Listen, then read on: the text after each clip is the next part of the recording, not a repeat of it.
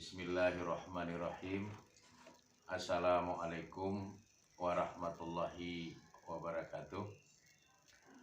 Saya Dr. Zulkarnain MA, Ketua Forum Kerukunan Umat Beragama Kota Langsa, dengan ini menghimbau kepada masyarakat agar tidak membuat berita-berita yang membingungkan masyarakat dan juga tidak melakukan hal-hal yang bersifat provokasi terhadap peristiwa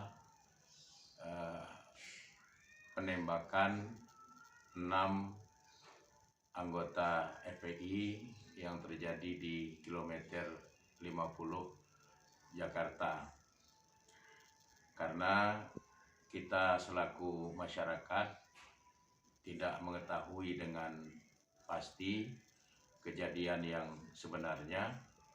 Oleh karenanya, marilah sama-sama kita menyerahkan kejadian itu kepada aparatur hukum, karena penyelesaian yang paling baik adalah penyelesaian secara hukum sesuai dengan konstitusi dari negara kita.